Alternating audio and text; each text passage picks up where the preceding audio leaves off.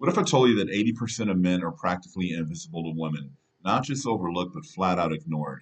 So today we're going to dive into one of the most brutal truths about modern dating, the 80-20 rule. And if you're a man struggling to get noticed, this is your wake-up call. Okay, so let's get into it. So first, you guys, I'd like you to like and subscribe and comment on the channel. The channel's new. I wanted to blow up. I've got a lot of good information for you guys. So if you help me out with that, that's going to be perfect. Okay. Again, we've heard the statistics. This whole 80-20 rule comes from something called, I believe, the Pareto principle. It's a principle of economics. But again, economics has to do with numbers. Dating has to do with numbers. Okay. And I believe there's been certain polls out there too that have talked about this 80-20 rule, like dating polls, I think, from some of the websites or dating sites. Okay. Pretty common knowledge. Okay, maybe we don't nail it down to an exact number, but you know, you could see from your own experience, most women typically like a typical kind of guy is well over 50%. Okay. And if you don't fit in that mold, so to speak, you just get passed over. And there's reasons for that. For us men, that doesn't mean you have to dig a hole or a ditch or jump off a bridge and just end your life if you don't fit in that mold. We're going to talk about what we can do in life that if we don't fit into that mold there, which most of us probably don't. Most of the world are average. Most of us are average, okay? It's just the only thing today is that the average woman doesn't like the average man. As I've shared in other videos, I'm a bit older than probably a lot of you guys out there. I've seen it in the past where an average man could at least date and have an average woman, have an average life, right? Okay, or even better. But a lot of men just weren't kind of like barred from, felt like they were barred from dating because they didn't meet a standard. Kind of like it is now. We're going to talk about why it's that way. Okay. All right. So let's look at what this really means. Okay. So, um, we can look at confidence, we can look at money, we can look at game. All those things play a part. But we also want to look at hypergamy, right? Which woman will want, which is just the woman's innate nature to want to go after or be with a man who is going to supposedly pass on, her genes in the most safe and protective way. Okay, so and so we're looking at again hypergamy with that. Okay, so let's dive into it a bit more. Okay, so the biggest thing, one of the biggest things we're going to look at is social media. Right there, social media alone is the biggest game changer. Not even the dating. Well, no, the dating apps have done it, but yeah, social media, both of them. Okay, I remember when the dating apps came out, maybe in the early 2000s, people were barely using them, and back in the day, it was kind of weird. It's like to be on one of those because it was like frowned upon. Like, oh wow, you don't have no social skills, so why are you on that? But now it's just the opposite. If you're not on one, some people think something's wrong with you. So, again, 25 years ago, a woman in Iowa, the hottest woman in Iowa, or well, let's just say, yeah, the whole state of Iowa. She was only limited to the guys there in her little podunk city. Not that every city in Iowa is a podunk city, but you get what I'm saying. But that same girl in Iowa, hey, she could be flown out. She's got an Instagram. There's guys in her DMs hollering at her. She could be flown out all around the world: New York, LA, Miami, Vegas, Dubai. Doesn't matter. Okay. So that being said, woman, and that's obviously a very hot woman, but any woman in between, their reach is all over now to the world. Okay, so guys can reach out anywhere. Okay, that's just what it is. All right. So social media has just really put men at more of a disadvantage. Okay. And for men, it's no reason to be upset. It's just a game. That's just how it is. And we're going to talk about more how to just continue to live life despite these perceived disadvantages. Okay. Um, Now, there's some harsh truths, right? A lot of women are looking for this man that's what 6 feet and up, or 6'2" or whatever. But I believe men, I think 6'2" might. It's probably not even barely 10% of the population. And a lot of women want these guys that are have the six figures. Again, that is probably less than 10% of the population. And then you factor in other demographics, it's a lot less.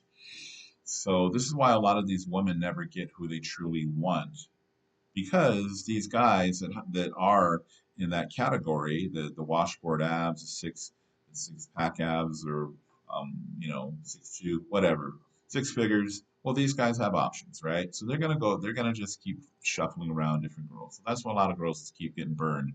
But despite these girls getting burned by the 20% of guys out there, the 80% will always remain invisible. That's just what it is, and you're not going to get around it. Okay, so, like it or leave it, it's what it is. So you can't really get mad. Um, Now, you think about it, what can you do about this? Okay, how do you get in this 20%? Okay, there's a few, if you want to be in this 20%, I'm going to give my opinion on whether you should care about being in the 20%. What if we were one of these guys, maybe you haven't lived, look, I'm 55, I've lived a bit. Okay. By a lot of your guys' standards, I'm an old fucking guy, and that's cool. I like being my age. I don't want to speak from just my perspective, because there's a lot of you guys out there. You haven't lived a lot of life yet. You need to have these experiences. You need to be with a lot of girls. You need to go through the stuff to feel it for yourself, and I get that. So you might be very compelled and very driven to be in that top 20%. Okay, there's a few ways to do it. Now, I'm going to give you three very practical ways to do it. Okay, if you can master the first one, your foot's in the door, and then the second and third are pretty easy. Well, they do follow the first. The first thing I'm going to say to you guys, I may not be the sterling example of it right now, but I also do know its effect from being there before. Your body game. If your body game is on point, when I say on point, get under 20% body fat, maybe closer to 15%. 15% body fat, your abs, even though they're not 100% out, they're going to start to show. And if your abs are showing, what does that mean? Your belly's flat, your obliques, the side of your waist is flat. You can tuck your shirt. You can tuck your shirt without any too much popping over the top. Your body fat is probably 15% or less. Doesn't matter how you look, even if you're shorter. You can be bald, things like that, or whatever so-called deformity. Hey, I'm bald myself. I just want to make out.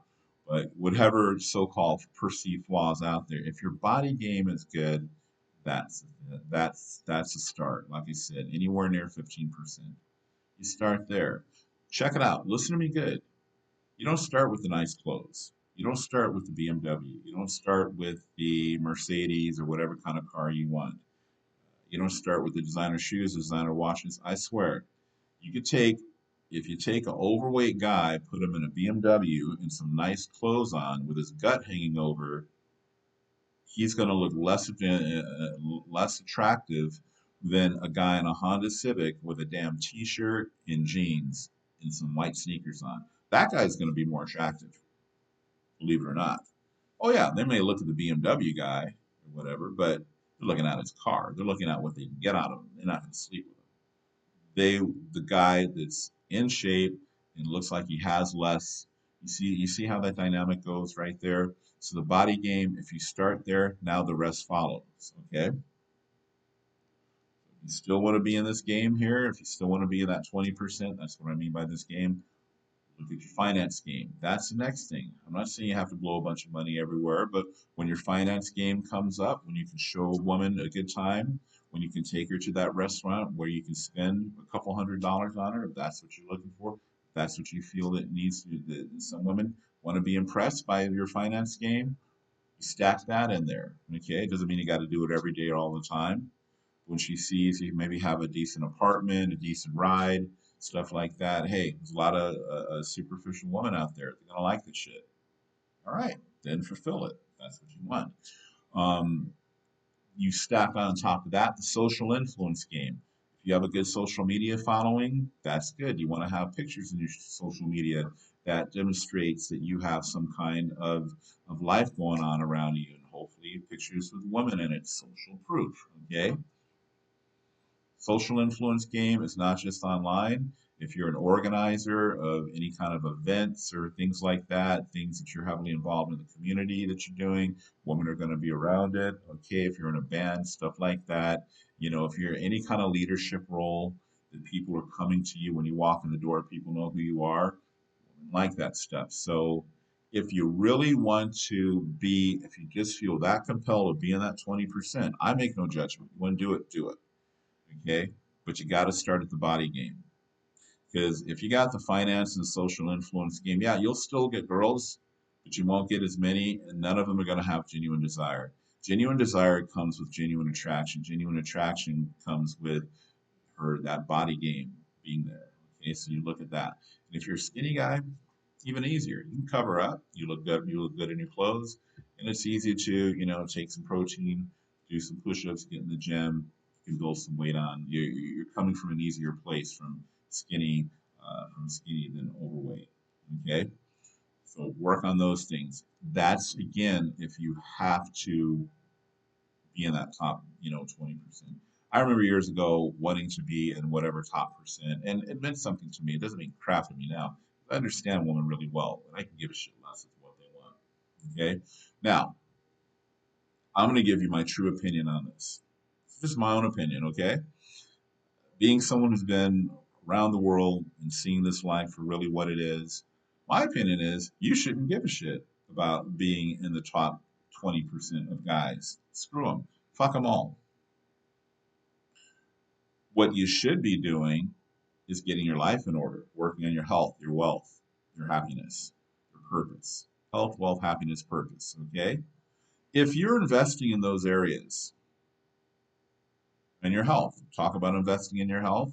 That means you got to get a personal trainer or you go to a gym it's a good facility, or you're taking up boxing or jiu-jitsu or some kind of self-defense sport too that you got to pay a little bit more money for the training. Great, you're investing in yourself. I'd rather see you invest in yourself than go on 5 dates a week with a bunch of skeezers out there who are just going to get free meals out of you, these foodie dates. Take that money and invest it in yourself. Okay? All right. So that's your health, your wealth. What are you doing to try to save? Are you learning about investing? Hmm? That's where you should be taking a lot of your time. There's a lot of good books out there. There's a lot of good podcasts out there. Do you have a budget set up? Are you taking so much of your money and investing it, obviously, in your investments, your 401ks? Do you have all those things set up? How much do you know about stocks, crypto? How much do you know about real estate investing? See, put your energy there. Your happiness. Are you taking trips if you like to do that? Hobbies. Do you go to the gun range or if you like to do that or go boating, hiking, camping? Are you taking care of yourself, your self-care? Okay? And then if you work on these things, your health, wealth, happiness, and most of all, to your purpose. What do you want to do with this life? For you young guys, I know it takes time to find that out, but that should be something that should be running through your head all the time. What do you want from this earth? What do you want from this existence? What does this existence want from you? You need to meditate on these questions, okay? If you put these other four things together, the women, they come to you. You're not trying to impress them anymore. Now you are impressive. You want to be an impressive man. You don't need to impress women. Who gives a shit about that? I care less. Be that impressive man, and then women come to you. Have you guys ever noticed when you're on your game with anything in life, the women just come around? They're just interested. Look, boom, they're right there. Boom, they're right there. They just pop up. Okay? Women are barometer of our success. Okay? When we're doing bad, when we're down low, even emotionally down low, when we're single, no girls around. The second you get a girlfriend, the second you date one, boom, here comes another. Yeah, funny how that works, right? Health, wealth, happiness, and purpose. Focus on those things. Put all of your energy, your time, and attention in that. You'll have a woman every day of the week. Okay, but you gotta. It's better to do it.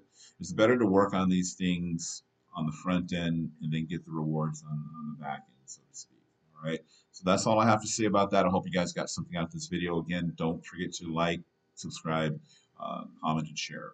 Okay. All right. Take care.